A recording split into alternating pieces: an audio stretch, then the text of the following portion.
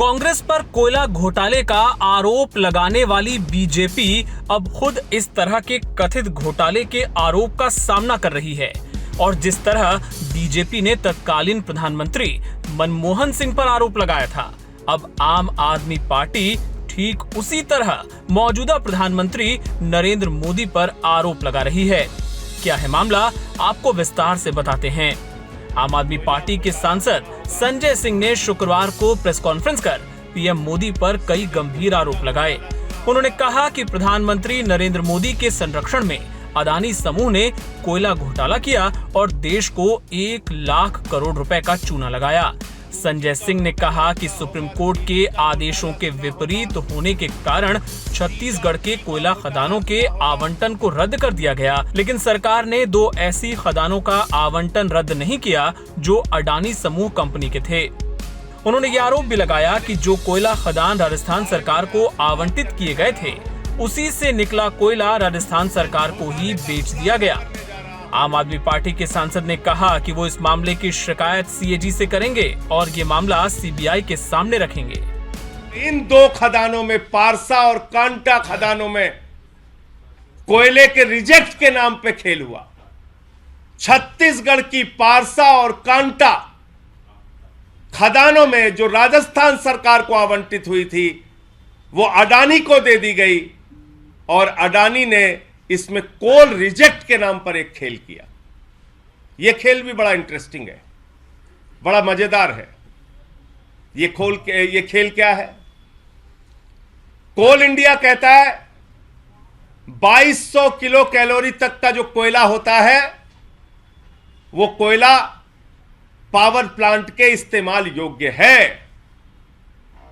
अडानी जी के साथ जो राजस्थान की सरकार ने, वहां की पावर लिमिटेड ने जो समझौता किया, उसमें लिखा गया, ध्यान से सुनिएगा, उसमें लिखा गया 4000 किलो कैलोरी से नीचे का कोयला उपयोग के योग्य नहीं होगा, यानी कि इस्तेमाल के योग्य नहीं होगा। कोल इंडिया कहता है 2200 किलो कैलोरी तक का कोयला इस्तेमाल योग्य है पावर प्लांट में। राजस्थान की सरकार के साथ अडानी जो समझौता करते हैं, वो कहते हैं 4000 किलो कैलोरी के नीचे का जो कोयला होगा, वो इस्तेमाल के योग्य नहीं होगा, यानी कि वो रिजेक्ट माना जाएगा। अब एक और महत्वपूर्ण बात आपको बताता हूं। जो भारत सरकार ने एक्ट बनाया, उस एक्ट में साफ तौर पे लिखा है कि कोयले का एक टुकड़ा भी प्राइवेट कंपनी नहीं ले जा सकती। कोयले का एक टुकड़ा भी प्राइवेट कंपनी नहीं ले जा सकती। फिर आगे उस एक्ट में लिखा हुआ है कि भले ही वो रिजेक्ट के तौर पे कोयला हो, भले ही वो कोयला बेकार माना जाता हो, बावजूद इसके वो कोयला अथॉरिटी का होगा, यानी जिस सरकार को, जिस राज्य सरकार को वो कोयला खदान आवंटित होगी, उसी का कोयला होगा।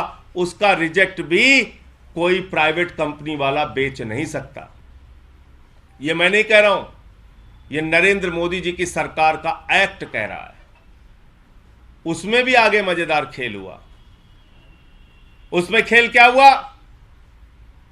अडानी को रिजेक्ट के नाम पर 25% कोयला बेचने और अपने पावर प्लांट में इस्तेमाल करने की छूट दे दी गई। ये 2 खदानों में 1000 मिलियन टन कोयला अडानी को दिया गया है खोदने के लिए, 1000 मिलियन टन। और उसका अगर 25% मान लीजिए तो 250 मिलियन टन कोयला मुफ्त में अडानी को दे दिया गया है। और उसकी मौजूदा अगर कॉस्ट मानिए, 1000 रुपए टन भी मानिए, और भविष्य में अगर उसको, उस कॉस्ट को आप एनालाइज कीजिए कि 30 साल की माइनिंग है तो 10 साल बाद, 15 साल बाद उस कोयले की कीमत क्या होगी, तो करीब करीब 50,000 करोड़ रुपए का कोयला मुफ्त में अडानी को भारत के प्रधानमंत्री नरेंद्र मोदी जी ने दे दिया।